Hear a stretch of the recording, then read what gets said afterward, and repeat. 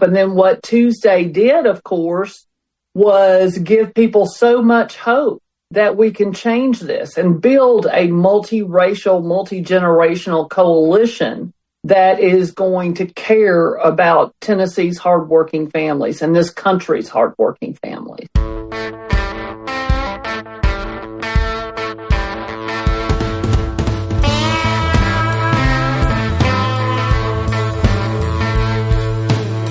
Hey there, I'm Jesse Mayshark, and this is Headlights, Voices from the Progressive South. Headlights is a production of the Progressive South, a nonprofit media platform dedicated to amplifying progressive voices and values across the southern United States. Voices like Tennessee State Representative Gloria Johnson, who you heard up top. Johnson is one of the leading progressive voices in the Tennessee legislature, and she happens to be my own personal state representative. I thought she'd be a good person to check in with to talk about last week's elections across the South. Later, in the Arts and Culture segment, we'll talk about a festival this weekend in New Orleans to celebrate one of the Crescent City's beloved foods. But first, the elections. This was an off year, of course, without federal elections and only a smattering of significant state and local races. Still, there were some interesting and, from a progressive perspective, encouraging signs across the South. The South's most high-profile races last Tuesday were in Virginia. Former Congresswoman Abigail Spanberger, a Democrat, easily beat Republican Lieutenant Governor Winsome Earl Sears in the gubernatorial race. Spanberger took 57% of the vote, winning by a 15-point margin. This will return the governor's seat to a Democrat after 4 years of Republican Governor Glenn Youngkin. It was a strong day for Democrats across the state. State Attorney General candidate Jay Jones beat Republican incumbent Jason Miyares, who was seeking re-election.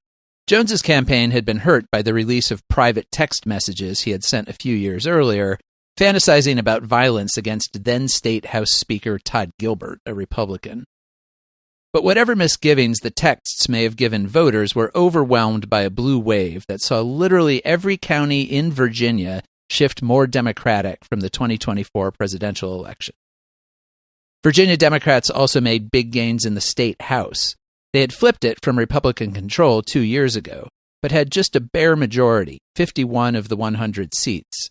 They won 13 more last week, giving them 64, nearly a supermajority, and plenty of cushion for Spanberger to work with when it comes to getting legislation passed. Democrats also control Virginia's state Senate, although by a smaller margin, 21-19. So Virginia will become one of 17 states, and the only one in the South, where Democrats control the governor's office and both houses of the legislature, what's referred to as a trifecta. While the scale of the wins in Virginia obviously buoyed the state's Democrats, the wins themselves weren't surprising. Earl Sears wasn't considered a strong gubernatorial candidate coming into the election, and Virginia in general has been trending blue for years. The last time its voters favored a Republican for president was George W. Bush in 2004.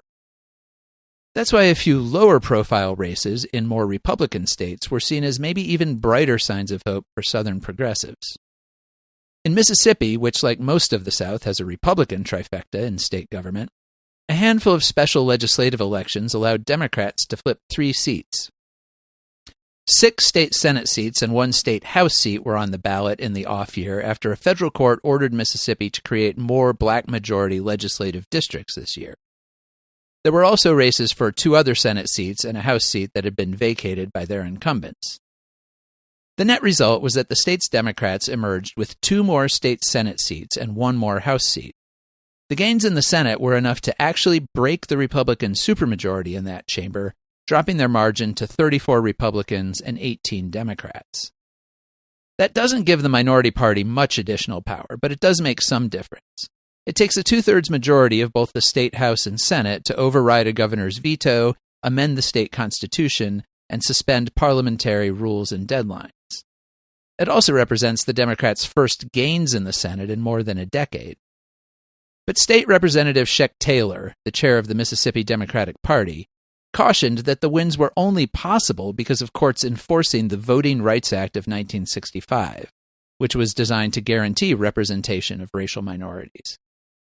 That law has been under assault from conservatives for decades, and the Louisiana redistricting case, currently awaiting a Supreme Court decision, which we have talked about here, could see it dramatically weaken. The day after the election, Taylor told Mississippi Today, quote, "If the Supreme Court dismantles these protections, we risk silencing the very voices that made last night's historic outcome possible." The other election that sparked interest, no pun intended, was for 2 seats on Georgia's Public Service Commission, which regulates the state's utilities. Both were won by Democratic challengers who defeated Republican incumbents, and decisively, too. Each won just over 60% of the vote, making them the first statewide state offices Democrats have won since 2006. Republicans were quick to downplay the results, noting that a lot of the people who came out to vote last week were driven primarily by local municipal elections, including in Atlanta, which tend to have higher proportions of Democrats.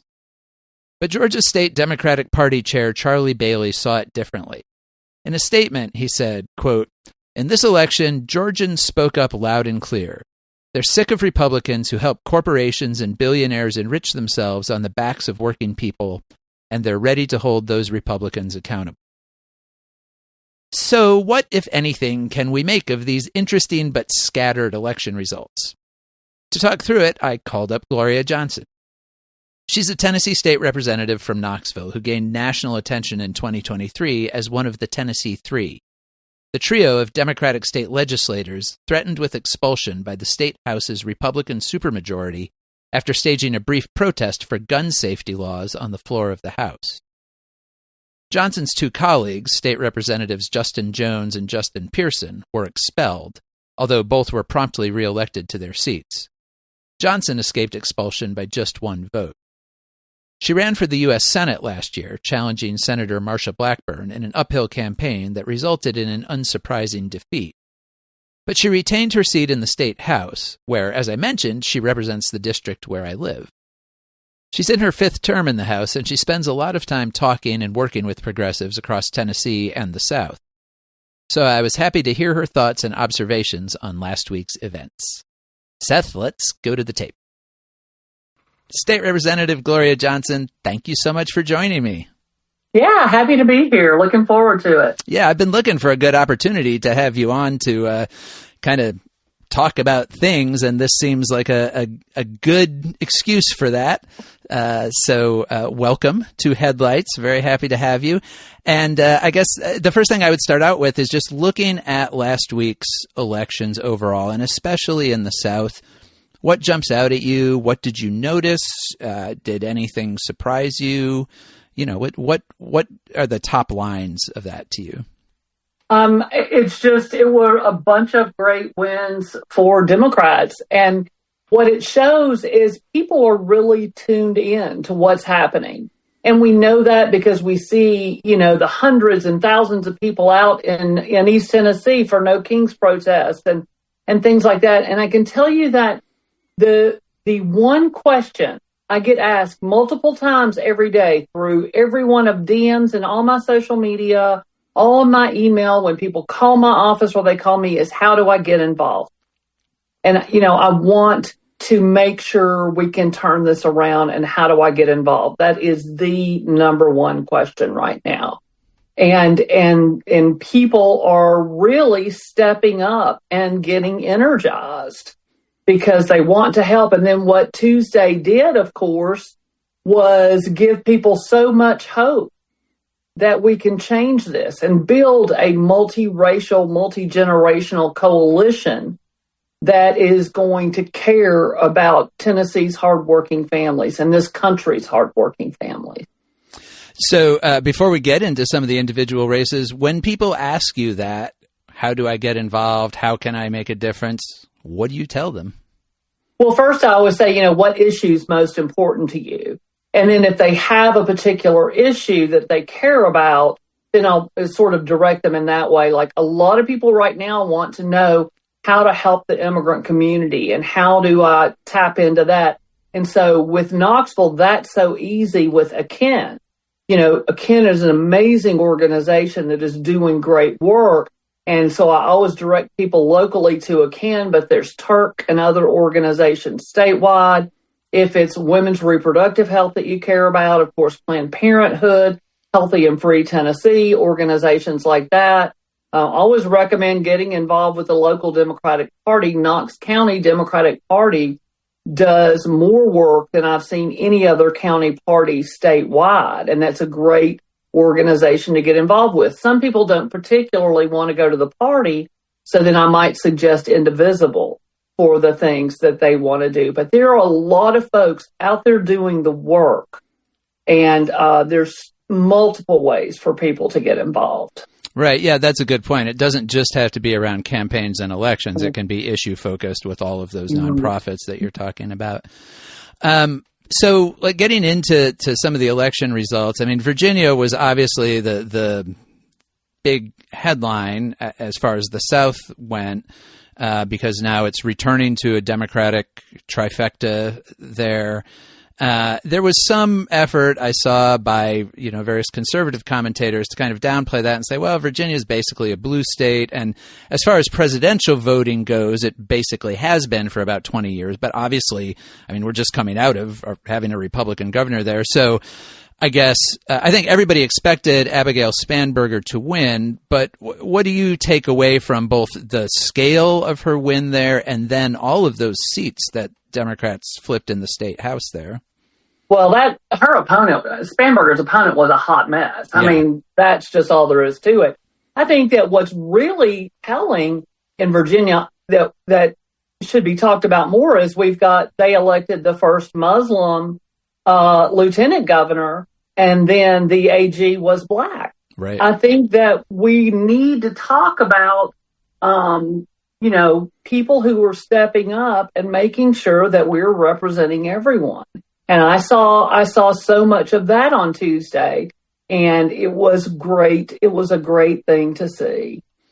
And I guess, what does it say about, because I think one of the concerns this year, certainly from the Democratic side, there's been a sense that there hasn't been a tremendous amount of leadership at the national level. There's a lot of people who have been sort of frustrated. And I think there was some thought that, people might just feel kind of beaten down by everything that's going on, by the relentless role of the Trump administration.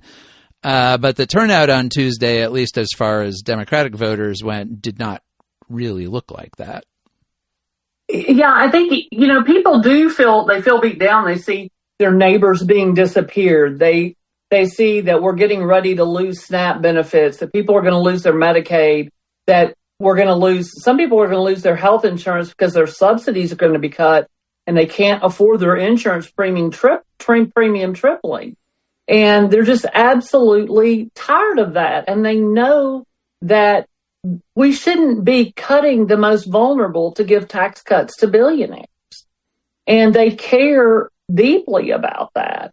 And they're going to come out. And you see in New York, you see what an increased number of young people voting.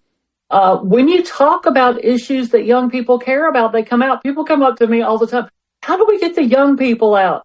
You have to talk about things that they care about.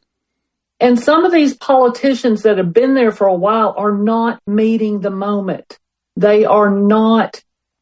I feel like they so desperately want it to be how it was 20 or 30 years ago. They don't understand. It really wasn't working 20 or 30 years ago for most people or for those lower income bracket folks. We need to do something different. We need to make sure that we're raising wages, having affordable health care for everyone, and really investing in our public schools. So turning to those couple of other interesting races in Mississippi and in Georgia, the Mississippi one, I think it stands out because Democrats did make gains in the legislature there, flipped a few seats and broke the supermajority in the state Senate. But that was really made possible because they were under a court order to create more minority majority districts. And that that's under threat because of this Louisiana case that's at the Supreme Court right now. So I guess, first of all, what do you take away from those races in Mississippi? And second, what are your concerns about what might happen depending on that Supreme Court case? Well, that's the thing. Well, that's what Mississippi shows us. When we draw the line so that voters choose their elected officials instead of elected officials drawing the lines so that they get reelected. When we have fair maps, we get better representation, and we represent everyone. And if that decision goes the way, I'll just say it, our bought and paid for Supreme Court is likely to take it, it is going to be devastating. There will be no representation for people of color. It is outrageous to me that they are taking us so far back so quickly. And they're hurting, they're not just hurting one group of people, they're hurting all of us when they do this. Some people, it's going to take longer for them to figure out how much it's hurt them, but it's going to hurt them. Yeah, I've thought about that in terms of the racial representation in particular. You know, there's sort of an uncomfortable echo here, it seems to me, of like you think about Reconstruction, where very briefly there were a bunch of elected black representatives from the South. And then after 1876, they cut that out. Right, exactly. They all disappeared. And now, like, we're potentially in a position where that could happen again across the South, right? And it's the thing that's so shocking and strange to me. I always go back to, we were a supermajority when I first got elected, and the first year I went to serve was 2013. And the speaker that was chosen was Speaker Harwell. And Speaker Harwell never did refuse to call and say, if somebody raised their hand, she called on them. You know, I never raised my hand under Speaker Harwell and they ignored it for an hour. She never did that. My microphone was never cut when she was there, even with a supermajority. I believe that she wanted at least the appearance of actual governance. Well, and she knew she had the votes anyway, right? So it didn't hurt to let whoever talked wanted. But these men that have been in charge since 2018 are so terrified of anyone who thinks differently than them or looks differently than them or believes differently than them. It's like we can't even allow this conversation. It is remarkable to me how afraid they are. Beth Harwell was never afraid of debate on a bill. But these folks are terrified of a discussion on a bill. I mean, literally, Glen Casada and Sexton have told me that, well, my members don't want to talk longer than 45 minutes.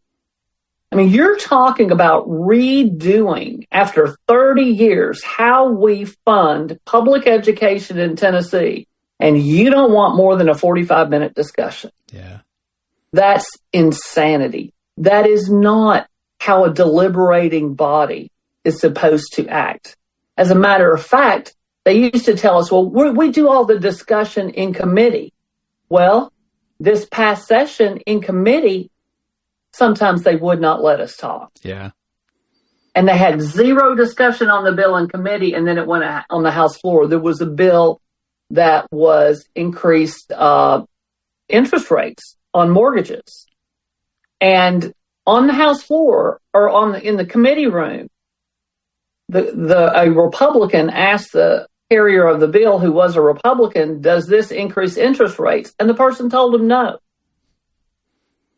So folks vote on the bill, and then we find out, yes, it did raise the interest rate. And they said it was just for 15-year loans. No, it was for 15 and 30-year loans. Just straight up lied. And you think all that would essentially get worse if this Voting Rights Act decision strips away minority representation? Oh, 100%, because they're not going to be happy in the Tennessee legislature until they have 99 seats instead of 74. Right. You know, I went there. I'm ready to debate. I'm ready to discuss the attributes of a bill or the bad sides of a bill. I don't care if it's mine or somebody else's, but they are terrified to discuss what a bill does. And I think I know why, but this is what the body is meant to do. Yeah, I wonder if sometimes they're not just trying to avoid those viral video moments where, so an opposition lawmaker makes a really good point and they don't have a good response to it, and then it gets clipped and shared and everything. It makes them look bad. Yeah, I mean, it does. And I feel like we should push harder, because a lot of folks, when they come there, the Republicans give them a big black notebook with all their bills and all their talking points in it. And all you have to do is ask one question deeper than what's written in their book, and they can't tell you what their bill does very much of the time. And, but a lot of that discussion is not encouraged. And literally one time I can't remember, it was probably in a GovOps, but it was either with Department of Corrections or Department of Children's Services. And they did an audit. The comptroller did an audit. The audit was terrible, had all these negative findings. And so we want to ask questions on each one of them. We just don't have time for that. We've got to get out of here. Uh-huh. You have a horrible comptroller's audit that they spend a year in the making, and you're going to not allow us to go through that and see what they're doing to fix these problems because you're in a hurry to get home? I mean, I don't even understand why most of them have the job. Right. Yeah. What are you actually here for? Everybody around me, we'll be sitting on the House floor and they'll be like, I've got work. I got to go, make some money. I've got to get out of here. Stop asking questions. I need to get out of here. It just boggles my mind every day. As if the whole point of convening is to adjourn as quickly as possible. Right. Yeah. Well, so looking at the other race that kind of stood out on Tuesday, those Georgia Public Service Commission seats, obviously those are kind of low profile seats, but the Democrats won by big margins. And obviously everybody's watching Georgia ahead of next year with the Senate and the governor's office back on the ballot. There has been concern that, maybe the momentum Democrats had in Georgia coming out of 2020 had sort of subsided a bit. What does that look like to you, and or what do you hear from people in Georgia about what's going on there? Yeah, I don't think the momentum subsided. And it's been funny to watch the jokes about the Public Service Commission. It's like these two important seats because nobody really knows what it is. But understanding that it is a statewide election and Democrats haven't held that in years, and now they do, and overwhelming. So this is all good news. It is an indication that the people are fed up. And I feel really good about Georgia. We've just got to keep this going. And what we've got to do is we've got to keep our coalition together, because the only way Republicans win is by dividing us. And they are working hard to divide us with hate of the other and all of these things. The racism, the misogyny is just so thick. And, that's one of the things about the Mamdani campaign. He had so much joy and so much energy from just being out and being in the public. And I feel sometimes like my colleagues are never out, just hanging out in their districts, because I'm out all the time. And so I can attest to that. I see you out and about often. Including at events that you're not speaking at or anything. You're just there. Yeah. It's like, how do you find out what's going on? And it's East Tennessee. So when I'm out and about, or when I'm with my family, I'm with mostly Republicans. So I talk to both sides all of the time. But, that is the thing. That's the thing that, like, pundits or people who are not like doing volunteer stuff or working on issues or working with campaigns, all they're doing is reading the ugly stuff, and they sort of lose hope because they're not on the ground talking to people. And people constantly come up to me like, Gloria, how do you do it?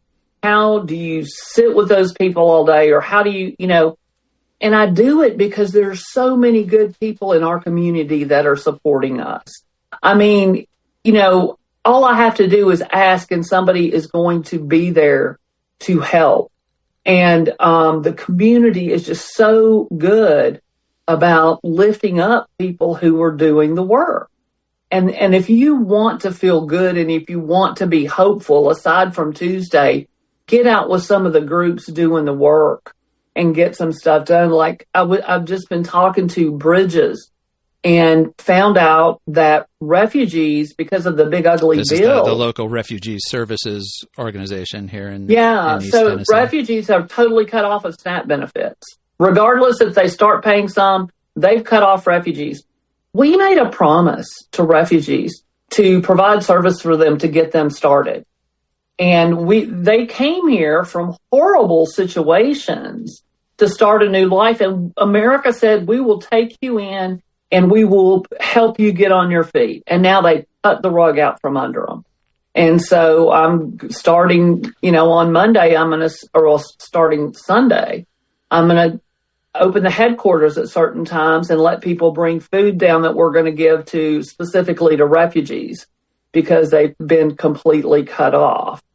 And so there's so many people that want to help in that effort. So people realize as folks lose their SNAP benefits, as they lose Medicaid, we've got to help our communities. And I just see so many people stepping up to do that. And that's what makes me proud to live in East Tennessee, to live in Knoxville, to live in a country where for the first time in our history, a president during a shutdown has said, no, we're not doing SNAP. You can do SNAP when you're in a shutdown.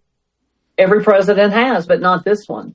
Yeah, and we're recording this. But our communities are ready to step up when our government acts like an ass. I was just going to say that we're recording this on Friday, where I know the Trump administration is, I think, like right now in court, still trying to avoid, even after they've been ordered by a federal judge to release SNAP benefits, they're still fighting it. Well, I'm glad you mentioned Mamdani, because obviously that race, you could say, well, what does that have to do with anybody winning in the South? Because he's a candidate who, I think a lot of people would say, I mean, there may be some places in the South where Zohran Mamdani himself could get elected, but there may not be many.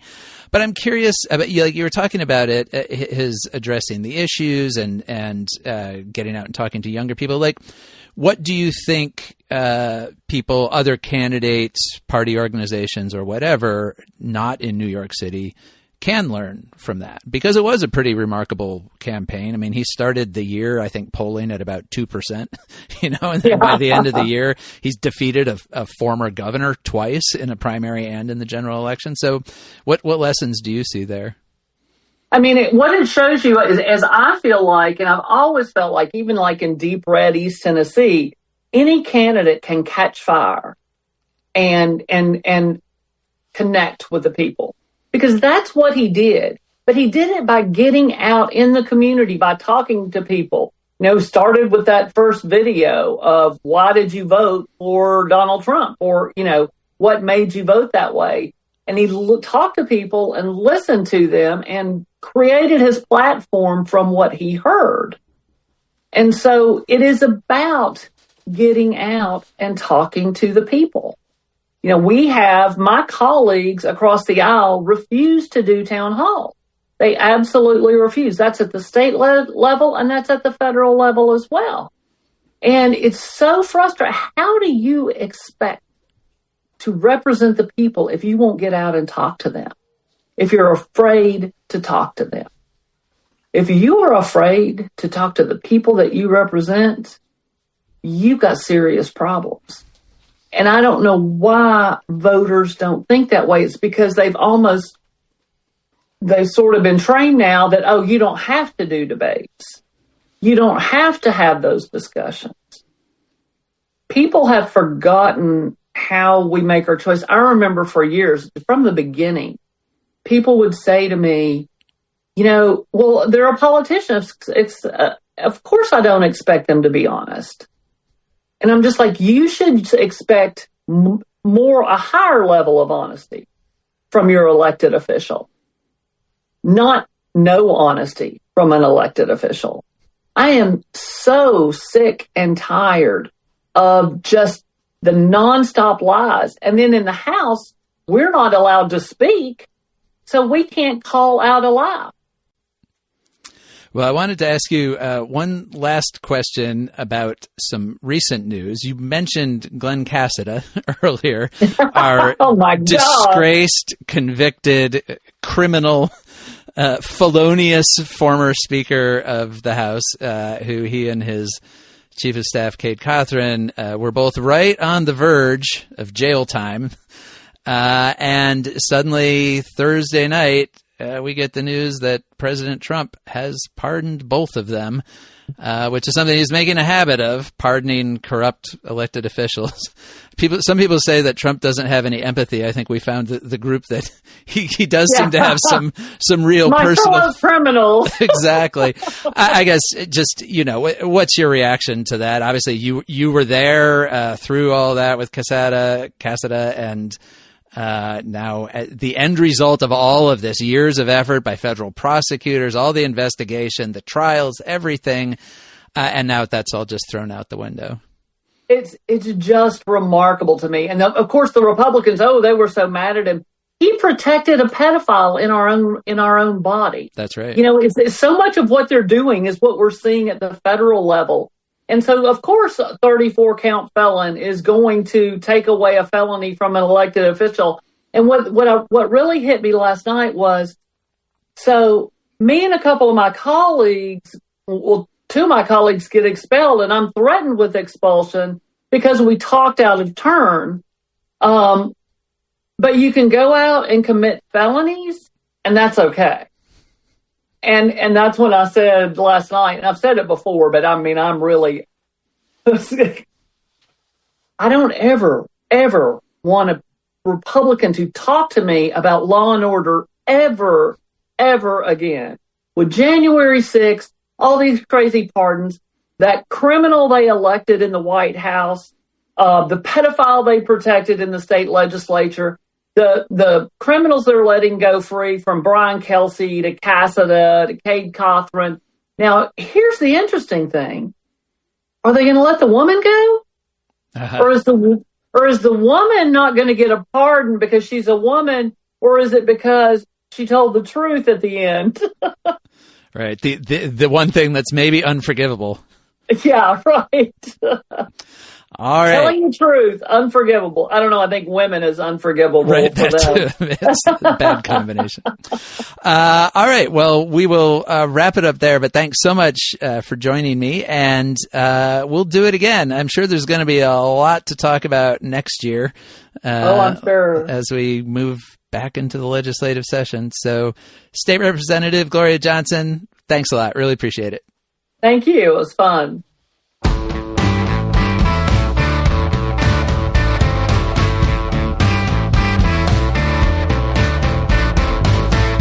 New Orleans has a lot of festivals, and it also has a lot of food, so it's natural that those things come together in various ways. Like this Saturday, November 15th, when the 8th annual Beignet Fest comes to New Orleans City Park. The festival was founded as a nonprofit fundraiser to support services for the city's autistic population. It celebrates, obviously, the fried and powdered sugared pastry that is among the city's iconic foods.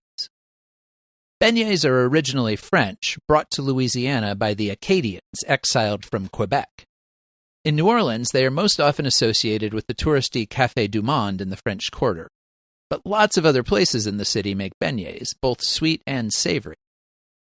Beignet Fest provides a chance to sample many of them from restaurants, caterers, and food trucks. Among the 40 or so varieties on the roster this year are crawfish beignets from Ennio Cajun, plantain mochi beignets from the Asian Outdoor Kitchen, gumbo beignets from Catered To, crawfish etouffee beignet fries from Diva Dog. I'm having a hard time envisioning that, but it sounds good. And espresso chocolate ganache beignets from the Vintage Nola. Of course, you can't have a festival in New Orleans without music, so Beignet Fest has that too. Headlining the day's performers is Louisiana singer-songwriter and bandleader Marc Broussard. Also on the schedule are the Rebirth Brass Band and drummer Jeffrey Jellybean Alexander. The festival runs from 10 a.m. to 6 p.m. Saturday in the park's festival grounds. It's also worth mentioning that City Park in New Orleans, if you haven't been, is one of the great public parks in the country. It covers 1,300 acres, about 50% larger than Central Park in New York. It's home to the world's largest collection of mature live oak trees, a few of them more than 700 years old. It also holds the world-class New Orleans Museum of Art with its amazing sculpture garden. Which is to say, there's plenty more to do there before or after Beignet.